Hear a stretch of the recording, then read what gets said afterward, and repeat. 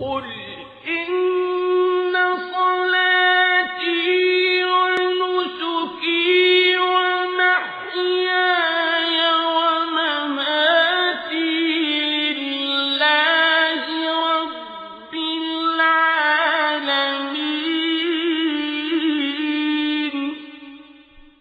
لا شريك له وبذلك أمرت وأنا أول المسلمين.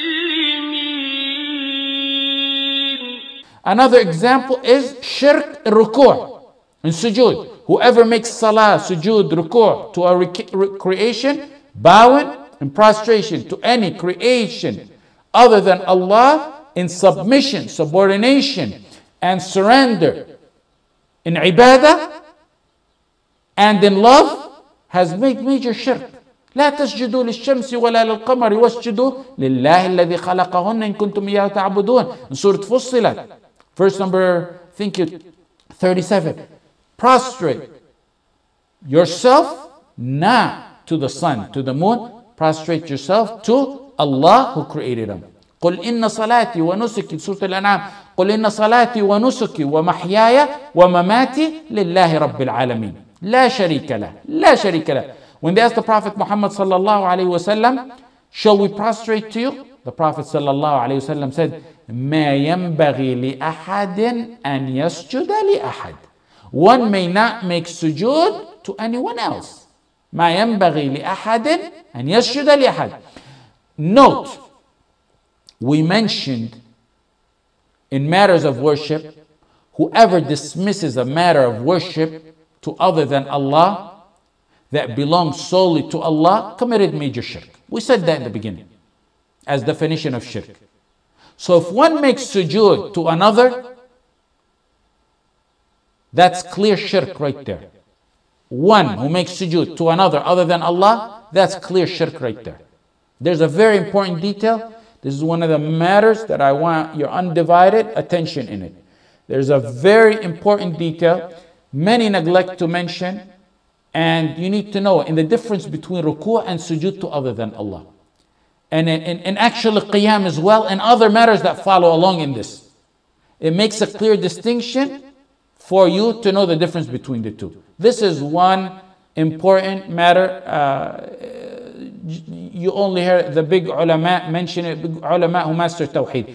If someone does ruku' or sujood as ibadah to other than Allah, as ibadah, his intention is ibadah to other than Allah, committed major shirk and is out of the folds of Islam. If someone does sujood to other than Allah, he committed, pay attention to my wording, if he did sujood to other than Allah, he committed major shirk automatically. If one does ruku' to other than Allah, it's slightly different. We said, shirk, major shirk is to do a ibadah to other than Allah, to dismiss it to other than Allah, that only belongs to Allah subhanahu wa ta'ala.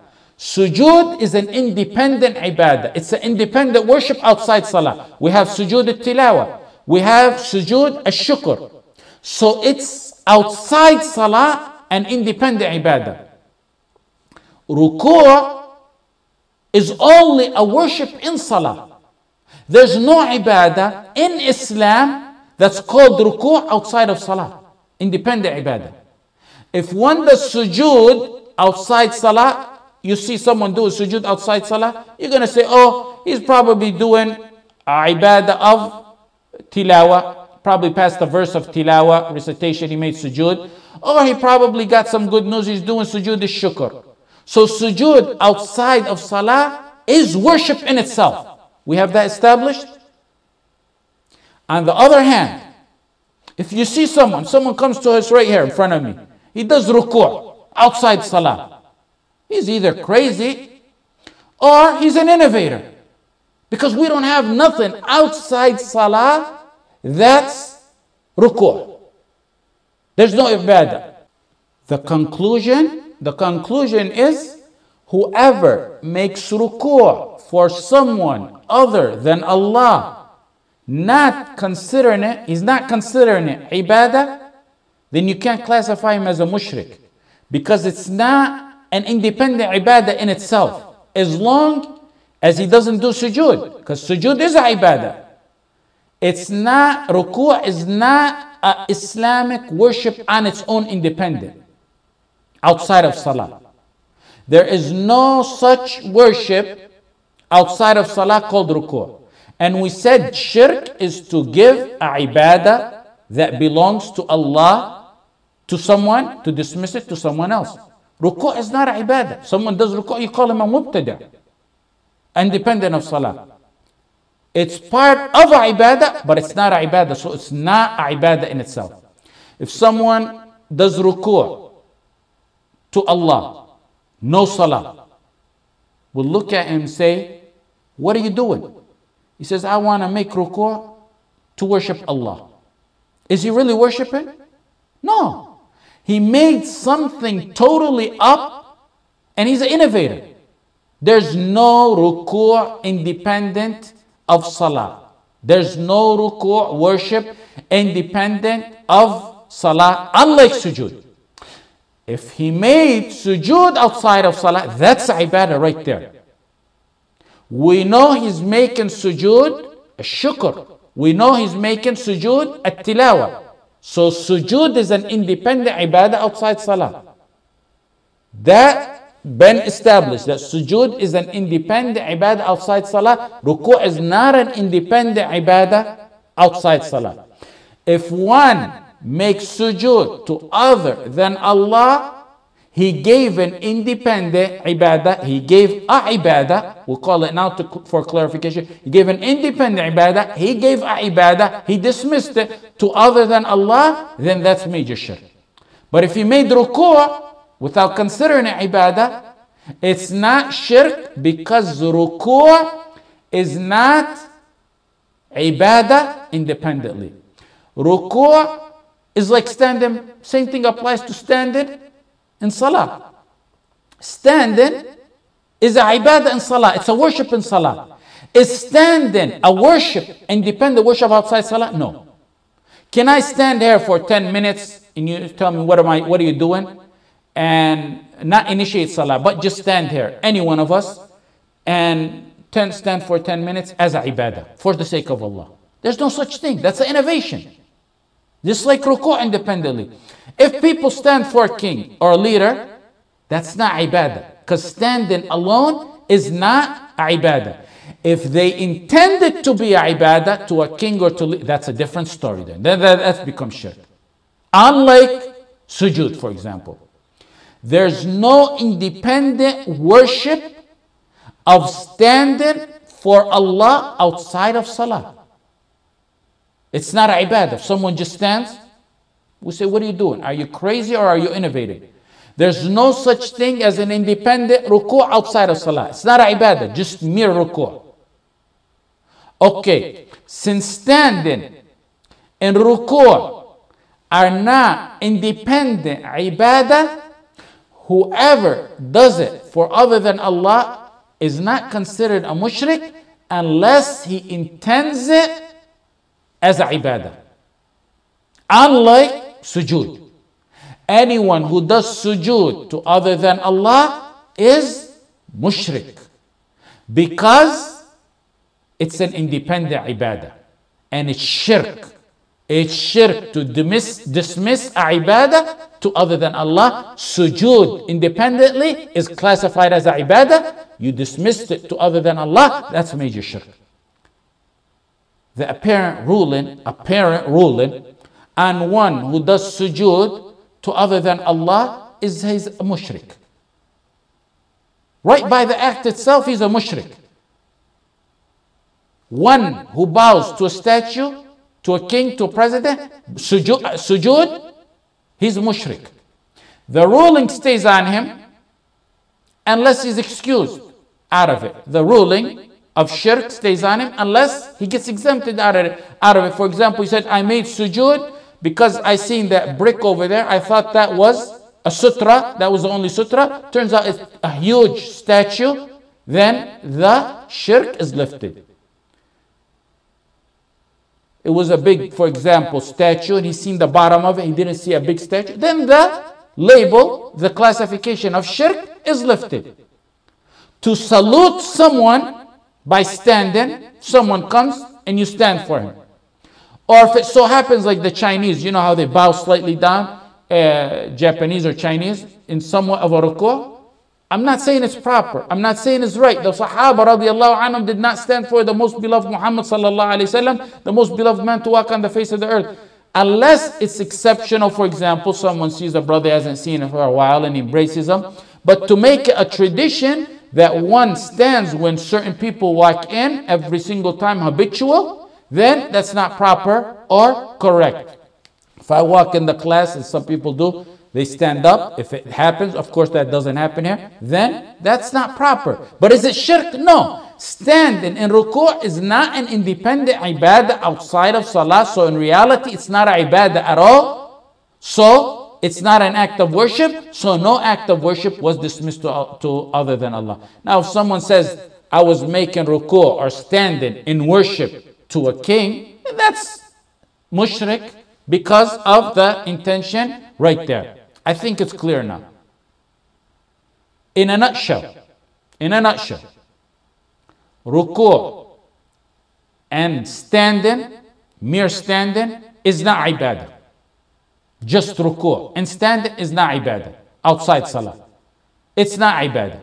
If one did it to another, he's not mushrik unless he intended as a ibadah. Sujood is ibadah outside salah. So one who did it is to other than Allah, dismissed to other than Allah, is mushrik. I'm not saying to stand to other than Allah, nor I'm saying to make ruku', but we're classifying what's shirk and what's not. Okay. Shirk, next one is shirk in sacrifice. Let's move on. Shirk in sacrifice is different forms.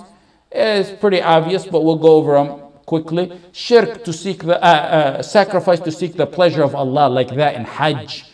In ibadah, some ibadahs to sacrifice for Allah. That's great, among the best of worshiping. A second one is sacrificing for a guest for a wedding. That's for the sake of Allah, but for a good cause. That's sunnah, that's recommended. And then you got a third form is sacrificing to other than Allah. It could be dead or alive. Sacrificing to anyone on your creation, dead or alive, jinn or human, to get closer and showing your humility in a way that only belongs to Allah. It's major shirk and no one can eat from its meat. That's what you see people doing when they sacrifice at graves or for saints. If he sacrificed to a human or jinn or grave, there is ijma' on the matter that it's shirk, major shirk, and the meat of it is prohibited to eat. قُلْ إِنَّ صَلَاتِي وَنُسُكِي نُسُكِي وَمَحْيَايَ وَمَمَاتِي لِلَّهِ رَبِّ الْعَالَمِينَ. Soorat al An'am. Nusuki is to sacrifice for Allah. فَصَلِّ لِرَبِّكَ وَانْحَرْ in Soorat al Kawthar. Wanhar is to sacrifice. Ali ibn Abi Talib radiallahu anh, in Sahih Muslim, the Prophet ﷺ said, لَعَنَ اللَّهُ مَنْ ذَبَحَ لِغَيْرِ اللَّهِ. May Allah curse one who sacrifices for other than Allah. Next one is shirk in tawaf. Tawaf is a ibadah. You cannot give it to other than Allah. By ijma', tawaf, walking around the Kaaba. Whoever does it for other than Allah has fell in major shirk. Don't say it's not uncommon. We go through these things. I know some of you are different level. The class, as you know, some of it is high level, high level, and some of it is basic things. If one walks around the Kaaba for other than Allah, that's shirk, major shirk. If one walks around a grave of a saint in worship, that's major shirk. If one walks around the grave of saints as they do in some countries, that's major shirk right there. I recall one time we went to Egypt when I was younger, in my early teens. We went to a masjid to offer salah. Turned out that masjid had a grave, so we ended up walking out. On our way walking, my father usually has, alhamdulillah, is very calm, rarely ever gets mad or angry. May Allah grant him a long life full of deeds. I didn't notice it, but there were people walking around that grave, as they do around the Kaaba. So my father actually got very upset and began to grab them by their hands and tell them, this is major shirk what you're doing. Tawaf is an independent ibadah. And it could be only done for Allah. Okay. Among the other types of shirk or examples of shirk is shirk in, you have in your outline, shirk in tawakkul. Shirk in tawakkul. وَعَلَى اللَّهِ فَتَوَكَّلُوا إِن كُنتُم مُؤْمِنِينَ. Soorat al-Ma'idah. You put your trust and reliance in Allah if you are truly or indeed believers. This is proof that dependent on Allah is ibadah. That tawakkul is ibadah. And once again, ibadah, you must give it completely for the sake of Allah. Otherwise, it becomes shirk. Once it's dismissed or a portion of it is dismissed to other than Allah, it becomes shirk. إنما المؤمنون الذين إذا ذكر الله وجلت قلوبهم وإذا تليت عليهم آياته زادتهم إيمانا وعلى ربهم يتوكلون. In Surah Al-Anfal, the beginning of Surah Al-Anfal, the believers are all those who, when Allah is mentioned, they feel fear in their hearts. And when the verses, وَإِذَا تُلِيَتْ عَلَيْهِمْ آيَاتُهُ, when the verses are recited, it boosts their iman. زادتهم إيمانا وَعَلَى رَبِّهِمْ يَتَوَكَّلُونَ, and they put their trust and reliance and dependency on their Lord Allah. Tawakkul is two types. Dependent or reliance on other than Allah in matters only Allah can do. Like those who depend on someone dead in achieving their needs for victory, for health, for provision, for intercession. That matters which only Allah can do. That's clear shirk right there. The second type is apparent reliance. Apparent reliance. Reliance in normal matters that one has the ability to do. Reliance on someone to pick you up from work. Asking someone to save you from harm which is in their physical control to do. That's not major shirk. As long as it's under that person's power, which we have common sense, we know who has power to do certain things. If someone has the power to come, bring his car 7 o'clock in the morning and pick you up and take you to work. However, the stronger one's iman, the less he relies on others in matters, even those that are permissible. Example that will probably clear the difference between the two. One who's drowning and he sees a boat passing by and he relies on them to get him, or even calls them. When he calls them, that becomes dua, like dua. That's in their power. But that reliance or that dua is in their powers and their means too. It's not shirk.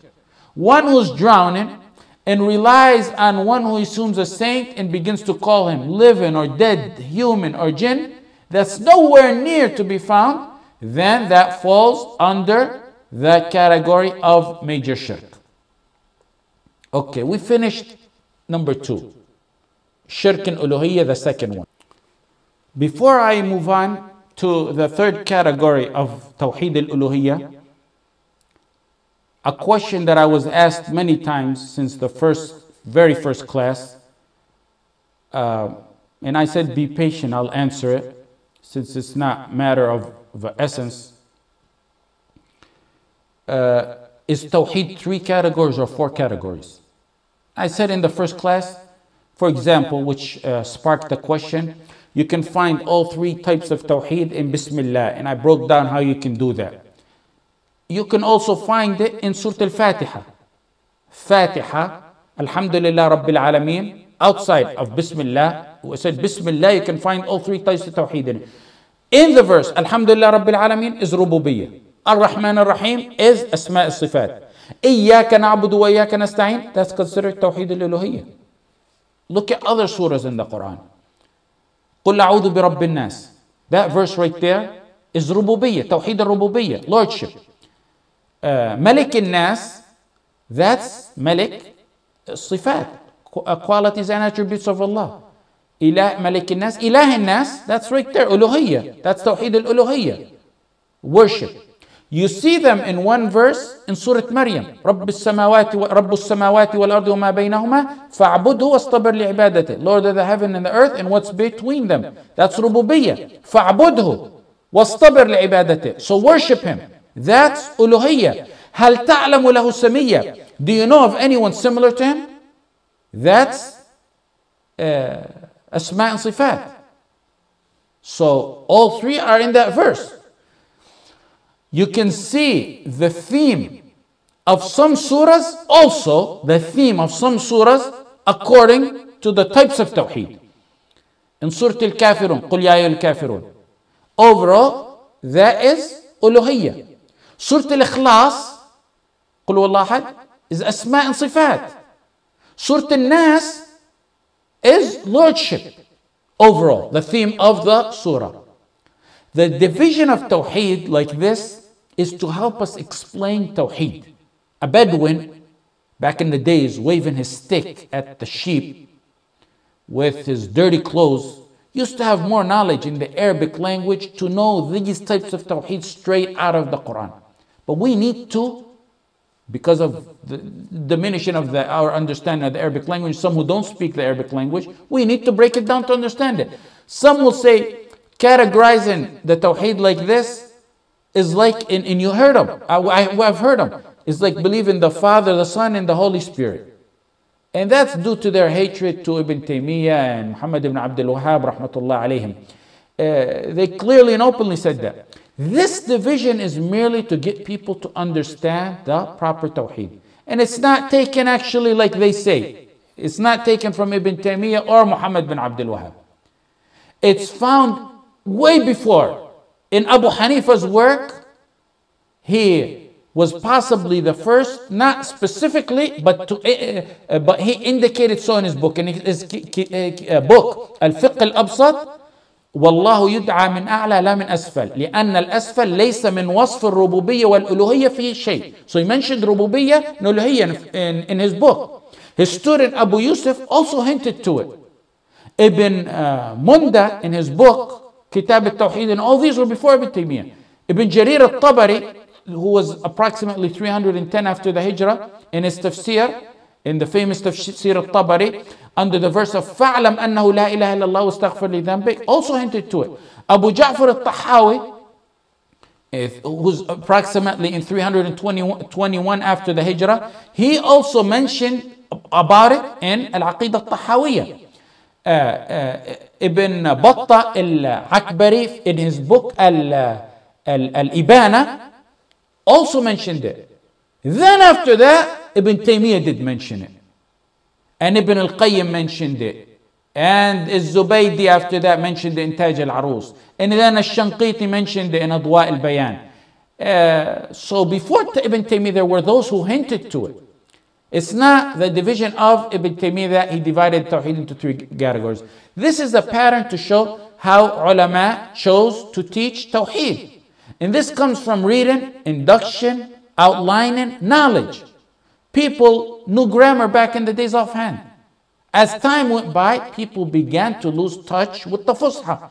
And it was necessary to make an outline of the Arabic language so they can know the rules of grammar. Back before that happened, they knew it. The Arabic language was known. It was known to them. But then as time going by, they needed to outline it, to teach it to future generations. That's exactly with the rules of usul al-fiqh. Likewise with tajweed. Tajweed became outlines, izhar, ikhfa, iqlab, idgham, al-mudud, all that. We had to put them in outline so we can understand it over time.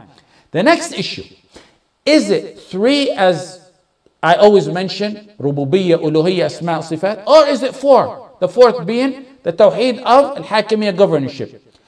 The ulama that I mentioned previously, Abu Hanifa and Ibn Munda and Ibn Jarir and like them, seem to have mentioned it as three. If you look into the books of Ibn Qayyim, I believe he may be one of the early ones who mentioned by itself Tawheed al-Hakimiyyah. I've read in his book the word al-Hakimiyyah in his book. Likewise, you can see some of it in books of Tawheed after that. The fourth category became somewhat of a controversial topic when some decided to make it a fourth category, possibly to give it emphasis in the epidemic, because we have an epidemic of rulers who don't govern by the Sharia of Allah. So they possibly gave it a fourth category to draw emphasis to it. Some in the past divided Tawheed in the past into two categories. When the issue of 2 and 3 came about, it was brought to the attention back then of Muhammad bin Abdul Wahhab's grandson. And he said a valuable quote, that's why I say it, a valuable quote regarding the dispute of between 2 or 3 categories. He's Sulaiman ibn Abdullah ibn Muhammad ibn Abdul Wahhab, the great grandson of Muhammad bin Abdul Wahhab. He said, as long as you encompass all Tawheed, it doesn't matter if you divide it into 2 or 3. I think it's wrong by some contemporary ulama to consider someone a mubtada because they chose to outline Tawheed in 4 categories rather than 3. Me, when I teach it as 3. You choose a way that relates to your audience you choose. Not just in Tawheed I'm saying, in matter others. I choose a style to relate to my audience. Other people choose a style to relate to their audience so they can understand it. You don't consider them a mubtada for that. I personally see in this matter that categorizing them into 3 is more appropriate. And I personally prefer that, a personal preference, to divide it into 3. Rububiyyah, Uluhiyyah, and Asma' Sifat. Why? Because Al-Hakimiyyah could be in a way Rububiyyah and it could be a way Uluhiyyah. So I don't see why you have to divide it into a 4th category, separate category. If you wanna, let me go before I say that. If you mean Allah is the governor of this world, of the universe, that portion falls under, of Hakimiyyah, falls under Ar-Rububiyyah. If you mean what I'm going to talk about next, the next category of Tawheed Shirk al-Uluhiyyah, if you mean submitting to the rule of Allah, meaning that one must accept the Sharia of Allah, that one must implement it and accept the only legislation, the rule of Allah subhanahu wa ta'ala, then that falls under Uluhiyyah. So it has a Rububiyyah aspect to it and it has an Uluhiyyah aspect to it. This is very similar to the rules of La ilaha illallah. Some said it's 7 and then some said again it's 8. Even though Kufr al-Taghut is included in the 7, some separated it into a separate category to give it more importance. Back in the days when the Murji'ah were popping up and spreading, this happened in the old days. Salaf used to say, Iman is action, saying, and belief. Action, both in the tongue and the physical action, and then the saying and the belief. When the Murji'ah came about, the Salaf began to say Iman is action of the pillars. And saying and belief. So they added amalun bil arkan. They added the word pillars. Because now they're facing the Murji'ah, whereas before they did not need it to clear an issue and to draw the distinction between us and the Murji'ah. Some felt the need to make it a 4th category, like I said, because of the epidemic of lack of ruling. No one can doubt that. No one with his right mind can do that. Lack of ruling by Sharia today. I like to stick to 3. And if you want to put emphasis to it, then you can do it within the context of the 3. Back in Muhammad bin Abdul Wahhab rahimahullah's days, it was an epidemic. There was grave worshippers and building over grave and worshiping and sacrificing for graves. Today the epidemic is the lack of ruling in the Sharia of Allah. We can emphasize it, but under one of the 3. If someone chooses to do it as a 4th, which is not the way I teach it, then it's not a mubtada. It's a different style of teaching. Now, having said that, we can move on to the 3rd type of Tawheed al-Uluhiyyah. And that's Shirk in al-Ta'a or Shirk in governorship.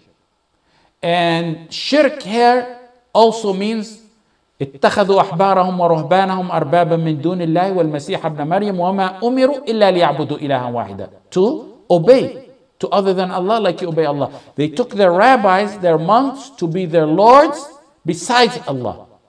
They took their rabbis to be lords besides Allah.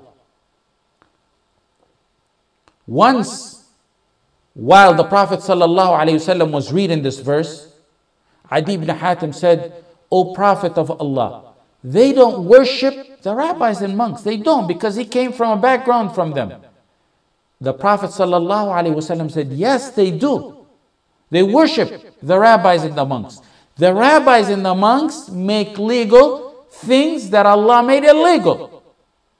And illegal things that Allah made illegal, they make them legal. And the Jews and Christians follow them. And by following them, they really worship them. That's worship. So listening to them in the haram and halal became a matter of worship. Ibn Taymiyyah in the 7th volume talks a lot about this. He said they listened to their monks in telling them what is halal and what is haram, knowing that they changed the deen of Allah, yet they still followed them. That is shirk, even if they don't make salah or sujood to them. Listening to them in the haram and the halal, knowing that they're making a new legislation, that's shirk, even if they don't make sujood and salah to them. I'll revise Ibn Taymiyyah's statements somewhat. Whoever derives his legislation, his halal and haram, from the rules of democracy or other man-made rules or ideology, knowing they change the deen of Allah and has in reality worshipped democracy or those man-made rules or whatever they may be or laws, and he followed them, he committed shirk, even if he doesn't make sujood and salah to democracy or to those man-made laws. Those who give blind obedience to those who claim ulama or saints or a'imma, 12 imams for example, that contradict the Qur'an and the Sunnah to the point that those ulama become their source of haram and halal, and it opposes the haram and halal in the Qur'an and the Sunnah, they have worshipped them. This is part of Ibn Taymiyyah's statement or summary of some of the stuff that Ibn Taymiyyah said.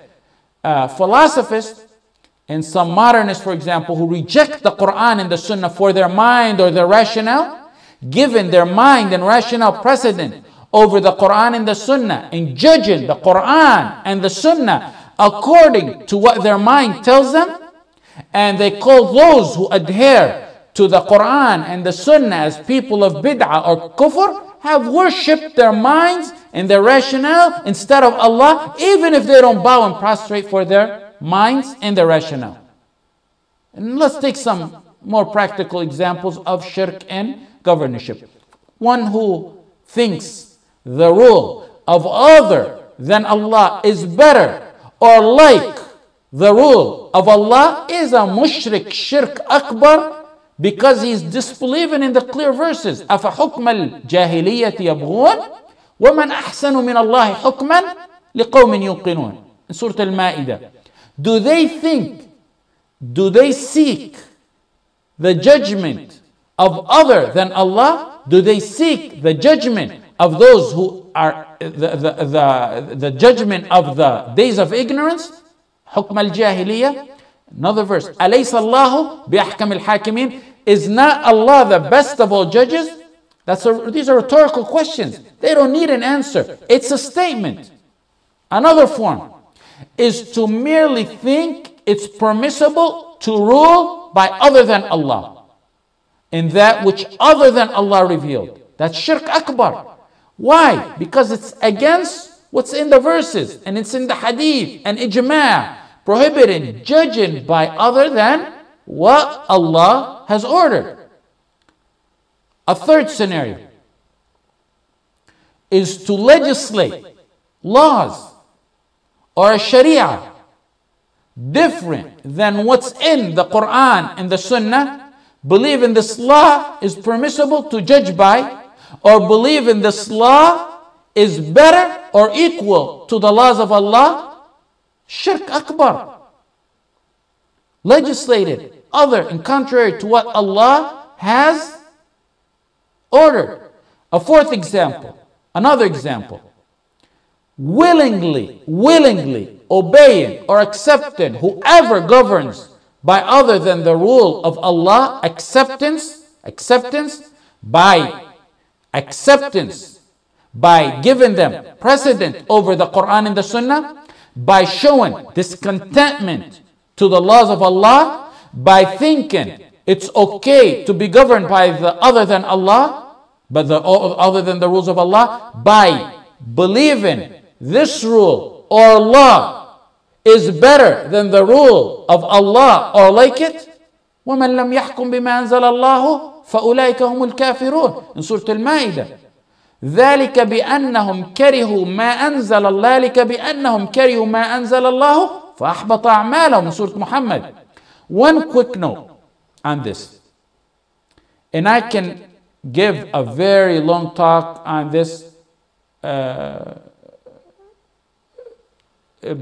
I want to try to summarize it.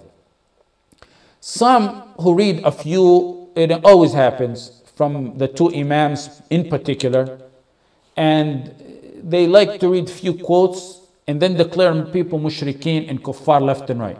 This is an issue that really I plan, inshallah ta'ala, to write a book on.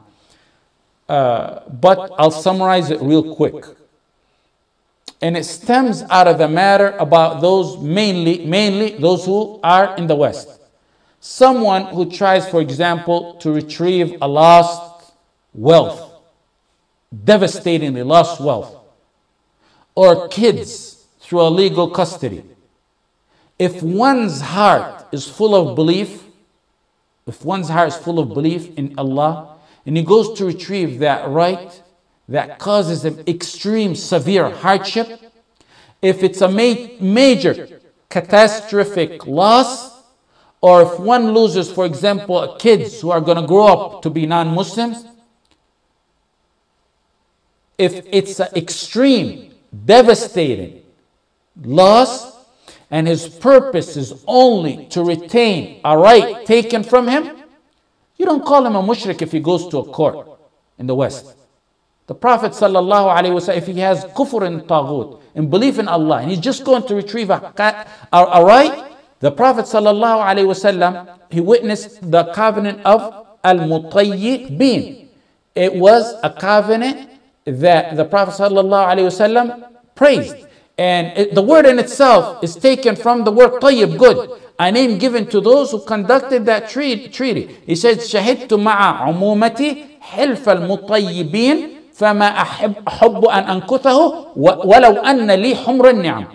So the Prophet ﷺ praised that covenant that was done prior to his messagehood. And he attended it. He praised it after. And it was attended by Banu Hisham, and Banu Zahra, and Ibn Jad'an, and it was in the house of Ibn Jad'an. And the Prophet ﷺ, that covenant was to retrieve the rights of those who were oppressed or wronged, and to give them their rights back. That treaty made and entailed law where people are judged by and would have to accept the decision when settling the disputes of those who are oppressed. No one can say the Prophet ﷺ, when he said that statement and praised those, that he approved the laws of Tawaghit because he attended it in his Jahiliyyah or praised it after Islam. A treaty by the leaders, the heads of Kufr, entailed judgment in courts to it to settle disputes for those who were oppressed. When the Sahaba were brought before An-Najashi, it was like a court. You can't say they were forced because they could have chose to go back to Mecca. More so, more clear than that, more proof on that is the story of Al-Hajjaj ibn Allat al-Silmi, the Sahabi, who was a very rich merchant. After the Battle of Khaybar, look how late, after the Battle of Khaybar, he went and asked the Prophet ﷺ permission to go back to Mecca, live there for a while. He needed a term to live there, be kind to Quraysh, to retrieve his wealth. You gotta go talk to the leaders of Quraysh, and give me back my money, and be sweet, talk to them to get his money back. And he even told the Prophet ﷺ, it may be that he has to speak ill about the Prophet ﷺ, and the Prophet ﷺ allowed him to go. This is a matter that a full book needs to be written on, and I can explain more on it in both opinions fully. The point is, it's not to encourage people to go to courts of the Tawaghit.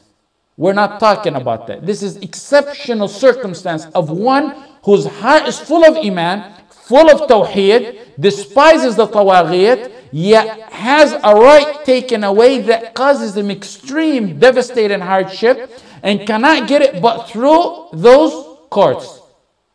Each situation of what constitutes a hardship is judged individually. Can't generalize what constitutes a darura and extreme hardship. A major catastrophe, not just something minor. If it's something he can handle, even if it's a major catastrophe, without going into the courts of tawaghi, don't go. Don't go. Seek recompensation from Allah. وَمَنْ يَتَّقِ اللَّهَ يَجْعَلْ لَهُ مَخْرَجًا. But if one cannot handle the situation and it's extreme hardship and there's no other way to retrieve his right, and he goes to retrieve that right, fully accepting the laws, his heart is full in the law, accepting the laws of Allah, despising the tawaghit, then you don't call, this is my point, you don't call him a mushrik kafir. A group of brothers several months ago wanted me to speak to one of their peer who was running around calling his other brother a mushrik kafir because he fought a custody battle to get his daughter from the hands of someone who was going to take a woman who was going to take him and raise his daughter, a mushrika kafira. And he's calling the brother who fought to get that daughter in court a mushrik kafir for going to that court. His proof are quotes taken out of context from some of the ulama, some of our prominent ulama, like Ibn Taymiyyah and Muhammad bin Abdul Wahab. And he began to repeat the quotes over and over. Kufr and taghut. You know, some people believe it's like a shell they know about. Kufr and taghut. But what's in it, they don't know what's in it. I finally asked him at the end, I said, who the ulama you look up to? He said, well, you're number one. And then he said, Sheikh Ali al-Khudair, number two. Love his fatawa, you know, his fatawa and takfir are very full of proof. He knows what he's talking about, Sheikh Ali al-Khudair. I said, put me aside. Go read what Sheikh Ali al-Khudair wrote about this issue. He mentioned it in one of his books, and he wrote it. And I directed him to go there, to where Sheikh Ali al-Khudair mentioned, may Allah hasten his release, him and his brothers and all our brothers and sisters in prison. So I directed him to go read it. Generally speaking, in all matters, if one didn't study the works of Ibn Taymiyyah fully and Muhammad ibn Abdul Wahab fully and thoroughly, and doesn't know their style of writing, don't sit there and take quotes out of context and call people kuffar and mushrikeen, making takfir left and right. Especially Ibn Taymiyyah. If you don't fully study his work and read his complete fatwa, if you don't read it, don't think you're at a status of taking snippets and quoting it. I don't care how high one thinks he is. In many issues, for those who don't know Ibn Taymiyyah's works, he has matters that appear to be contradictory, even in the simple matter, the recent one, the half of Sha'ban. He has matters that appear to one who doesn't know his work to be contradictory. You see one who has never opened a volume of Fatawa Ibn Taymiyyah, he never, of course, read it cover to cover, let alone studied it. In fact, he doesn't know the language of the Fatawa to read it, takes out of the Fatawa snippets and second and third hand translations and issues takfir and shirk. That's why elucidations like this, what we do, and explanations of the books of Ibn Taymiyyah, Ibn Muhammad bin Abdul, there's books written on the style, wallahi, on the style of, not on elucidation, there's books written on the style of Muhammad bin Abdul Wahhab's works. A style of writing, on his style of writing. That's why I said there are those who devoted years and years to the study of giants like this, to show them what they mean, to show what the words mean, what appears to be contradictory in one fatwa to another fatwa, and how to combine between the two, and what the circumstances was. Place the quotes of ulama to situations where they belong, where they intended them to belong, not where you feel they belong. And don't declare others mushrikeen kuffar in matter the giants disputed. That's what I'm trying to say. Yes, it's a disputed matter, but don't declare one whose heart is full of iman, who hates the tawaghit and goes to retrieve a right. It's a matter that giants disputed. Don't declare people mushrikeen kuffar on it. And like I said, you can read what Sheikh Ali al-Khudair and others wrote about this matter.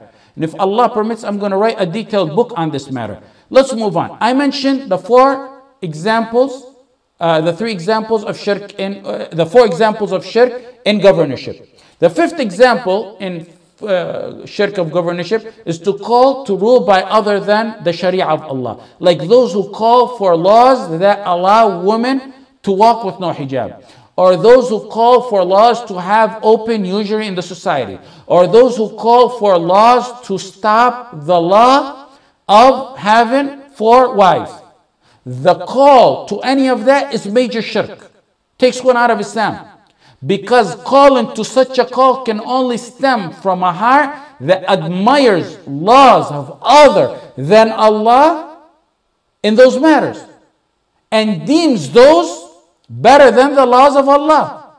The call to it merely implies that clearly and openly, and it implies hatred to the laws of Allah. That's major shirk.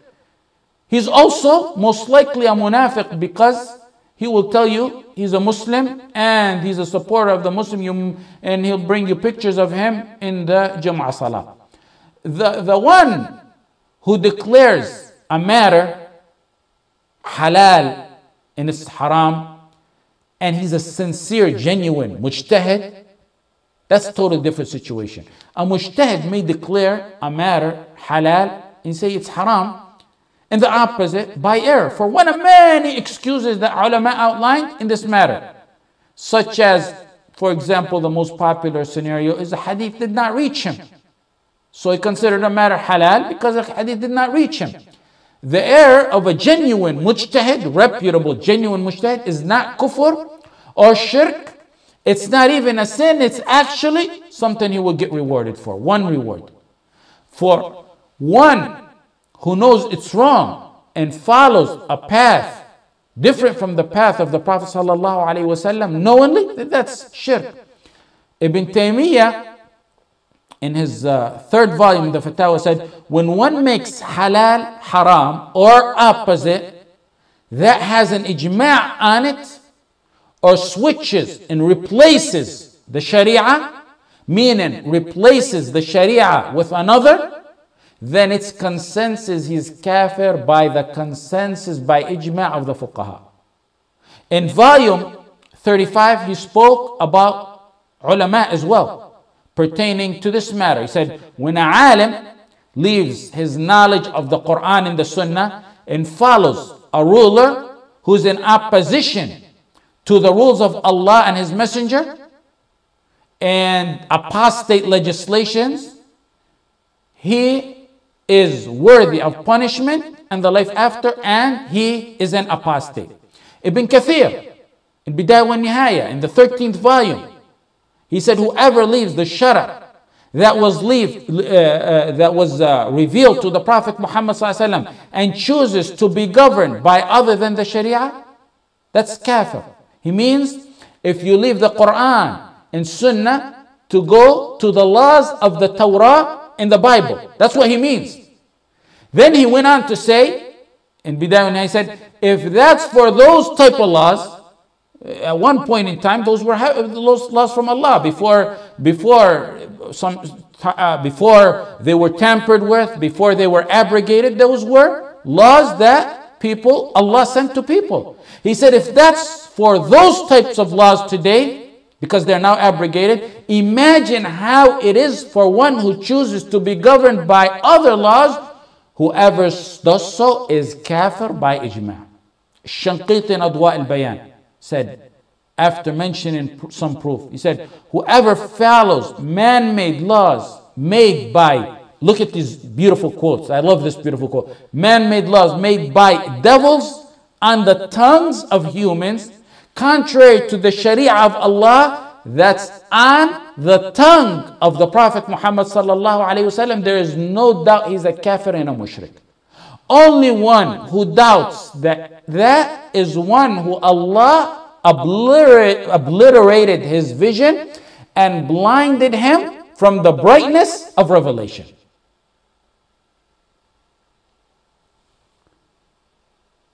In the verse, Muhammad ibn Ibrahim, Imam Muhammad, Sheikh Muhammad ibn Ibrahim, when he mentioned فَلَا وَرَبِّكَ لَا يُؤْمِنُونَ حَتَّى يُحَكِّمُوكَ فِي مَا شَجَرَ بَيْنَهُمْ, said Allah denied Iman for those who do not put the Prophet as their judge in their dispute. This is a denial with an oath. Finally, we're almost, the time is up. I'm getting notices that the time is up. Finally, the proof the author uses for these, there's a lot more I wanted to talk about, but I think that's a summary, that's a sufficient summary. The author at the end uses the proof, a verse in the Qur'an, وَأَنَّ الْمَسَاجِدَ لِلَّهِ فَلَا تَدْعُوا مَعَ اللَّهِ أَحَدًا. The places of worship are for Allah alone, so do not invocate anyone but other than Allah. That's in Soorat al Jinn. We mentioned that verse several times. Allah alone is the one worthy, deserving of having the right to be worshipped. وَأَنَّ الْمَسَاجِدَ لِلَّهِ فَلَا تَدْعُوا مَعَ اللَّهِ أَحَدًا. This verse basically summarizes it all. Summarizes the Tawheed and Uluhiyyah to Allah. Anna wa anna is tawkeed. Anna here is to affirm that Tawheed is only for Allah. Now why did Allah mention masajid? Wa anna al-masajid. Why was a masajid, mosques, mentioned here, the place of worship? Why was masajid? A masajid is to establish the two types of ibadah we talked about. Masajid is to establish the two types of ibadah we talked about. The dua and invocation of Allah. Dua al-mas'ala. Ibadah of directly asking Allah. Dua al-mas'ala that we mentioned. Masajid is to do that in it. Masajid is to worship Allah. Salat al-fard. Sunnah. Learn. Teach. That's all called dua al-ibadah. Dua al-ibadah is all other types of ibadah.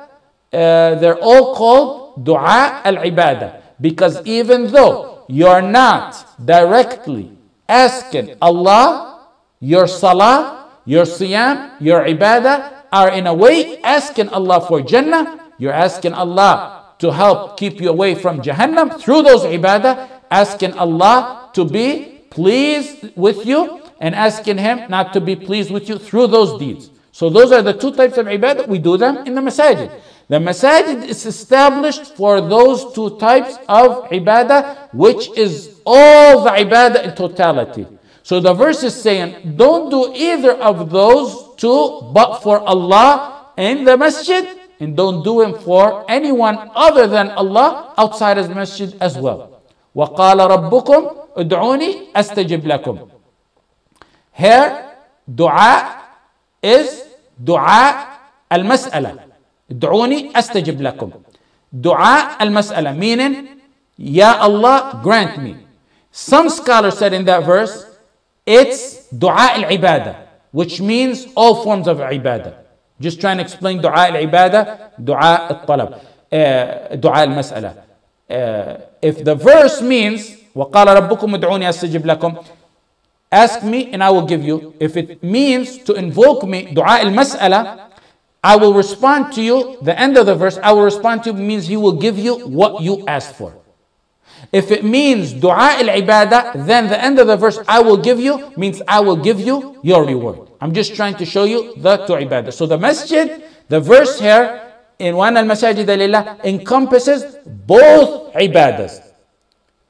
Dua al-mas'ala and dua al-ibadah, both of them. When other faith used to worship in their places of worship, they used to commit shirk. So Allah is trying to tell you, you should not do shirk in these places of worship. You should not do shirk outside of them. Some said the entire universe. The verse here, masajid, means the entire universe. Because you know the hadith where a specialty of the Prophet ﷺ is he makes salah everywhere. And that's a specialty of this ummah. So meaning, وَأَنَّ الْمَسَاجِدَ لِلَّهِ, the whole universe is for Allah. The whole universe is a masjid. Don't make your worship to other than Allah. Sa'id ibn Jubayr said that وَأَنَّ الْمَسَاجِدَ is the limbs of the sujood. The forehead, the hands, the knees, the feet. That's what he took al-masajid to mean. That these are for the sake of making sujood, solely for the sake of Allah. Don't use them to make sujood to anyone other than Allah. Whatever meaning you take or choose, it clearly means, the verse clearly means in the bottom, in the final point, one thing: to establish pure tawheed in your ibadah for the sake of Allah. With this, we'll inshallah conclude, getting notification that the time is up. May Allah grant us beneficial knowledge, and may Allah make the knowledge that we learned in this and in previous classes beneficial knowledge. I ask Allah subhanahu wa ta'ala to reward you for attending and being so eager in pursuing the classes. And I have to mention specifically, I have a very, very special place in my heart for our talabat al-ilm who follow the classes online. As'alullah subhanahu wa ta'ala an yaziyahum khayra. May Allah subhanahu wa ta'ala make the time you took in learning and applying this tawheed be the heaviest deed on your scale in the akhirah. Just as we met for the sake of Allah and His sake only, there is many I know who I'll possibly never meet in this world, people who are so thirsty for pure tawheed, and one can only love them for the sake of Allah subhanahu wa ta'ala because of their pursuit of knowledge in this day and age and in the circumstances that the ummah is going through. So I ask Allah subhanahu wa ta'ala to reunite us under the throne of Allah on the judgment day, and then in our lofty palaces in the Jannah. We got no materialistic gain out of this, but we did strike a business deal with Allah, a sure trade gain that will never perish. يرجون تجارة لن تبور ليوفيهم أجورهم ويزيدهم من فضله. I ask Allah that we be called on as the learners of Tawheed together in groups, zumara, وَسِيقَ الَّذِينَ اتَّقَوْا رَبَّهُمْ إِلَى الْجَنَّةِ zumara, because you get called in groups to enter Jannah. People enter groups, and I ask Allah that we enter in a group of those who got together for His sake to learn Tawheed, implementing the pure Tawheed as strangers in this ummah. Finally, this will be the last class until after Ramadan, inshallah, to allow everyone to prepare for Ramadan and give Ramadan their all in their worship. If Allah wills, we will resume right after Ramadan, inshallah ta'ala. I ask Allah that you reach Ramadan and that you pass it with success, and you be among those whose necks are freed from Jahannam. Wallahu a'lam, wa sallallahu ala Sayyidina Muhammad wa ala alihi wa sahbihi wa sallam.